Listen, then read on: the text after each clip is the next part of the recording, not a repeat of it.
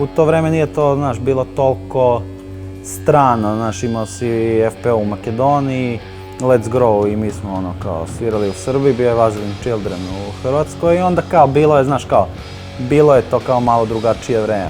90-ih je navodno bio jako hype, bilo je, znači ti si imao slike s koncerata gdje je, mislim pogotovo i u Srbiji isto, znači ono ko slike sa Youth Crew-om, evo, otprilike.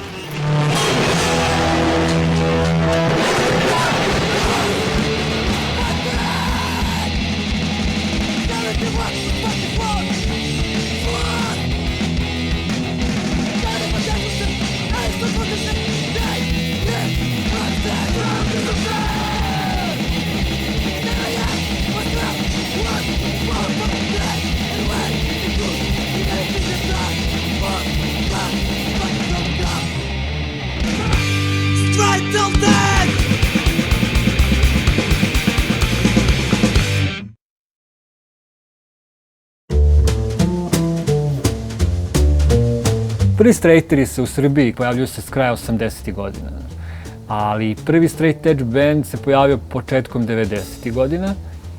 To je bio neki Shekel Minot se zvao iz Beograda. Oni se definitivno mogu smatrati prvim deklarisanim straight edge bandom. Posle toga kreće jedna vrsta straight edge booma, ako tako mogu da nazovem, i to posebno negde sredinom 90-ih sa bendovima kao što su Stonewall, kasnije Unision, novosadski Strive for More i tako dalje, tako dalje. Prvi ozbiljni bend je bio band Clean, koji je ujedno bio i prvi hrvatski kao baš oficijalno nazvani straight edge band. I to nam je bio i cilj sa tim bendom, znači osim što smo si bili onak frendovi, poznanici i tako dalje i htjeli raditi glazbu koja nam je interesantna, smo htjeli imati straight edge band. Ja bih napomenuo jedan band koji se zvao Serum. I to je bilo tipičan anarcho-punk band, ali su oni bili straight edge i bili su vegani i oni su isto utjecali na sve i bili su jako bitan band. Pa tek onda ti klinci koje smo vidjeli zvali su se Dedicated for Life.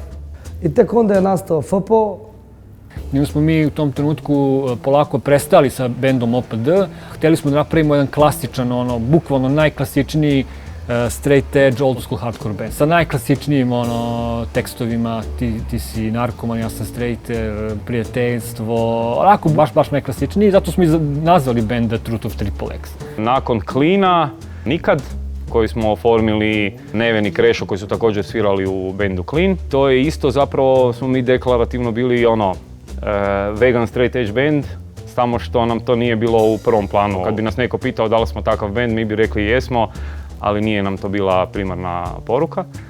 I band Senata Fox, koji je isto zanimljivo prvih par godina bio straight edge band, s tim da nam to isto nismo bili deklarativno straight edge band, iako smo svi članovi bili straighteri. Zove se Jebam ja Jakić Mater. U duhu je hrvatskog jezika koji je takav kakav je, pa ćemo onda ostaviti taj naslov. A govori o cijelom ovom punk rocku koji je, eto, nama svima super i nekima od nas je full promijenio život, nekima malo manje, nekima to dođe pa ode, ali ima nas koji ćemo ostati i tako, kojima to puno znači. Hvala.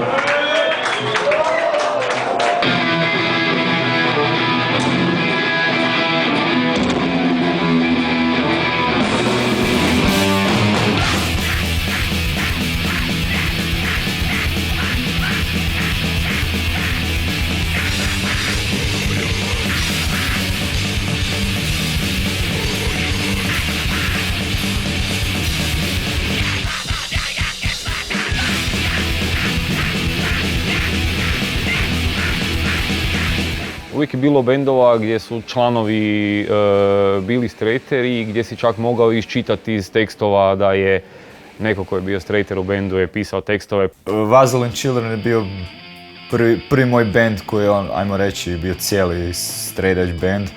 Do tad sam svirao u nekim bendovima koji su imali straight edge članove. I mi samo izražavamo svoje mišljenje. Mi vama, nikome od vas ne govorimo šta trebate raditi.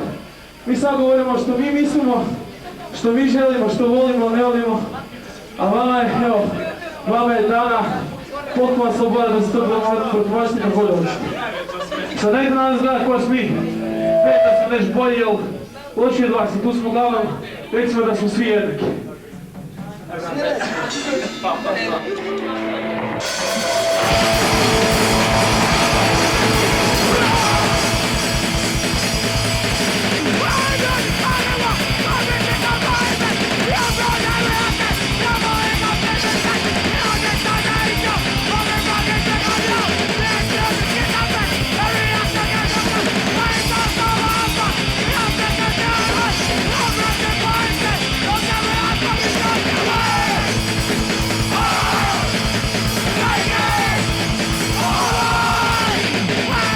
Pojavio se, dakle, sredinom 90-ih, čak može se reći onako poprilično jaka straight edge scena u Srbiji.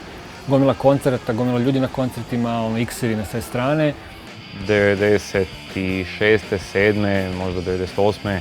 je bio baš hype. Znači prije se u Zagrebu na glavnom trgu ti si mogao doći van i vidjeti onu ekipu koja na večer se kao druži, imaju X-eve na rukama i tak dalje. Ali veliku većinu od njih je to držalo vrlo kratko. Zapravo one koji su uvijek najglasniji bili oko toga, oni su i najkraće bili. Onda sredinom 2000-ih, negdje 2004-2005 počinju ponovo neka vrsta revivala straight edge scene u Srbiji sa bendovima kao Truth of Triple X i Let's Grow i tako dalje. I evo, do danas se taj broj opet nekako smanjio na, ne znam, par desetina, ma kakve desetine.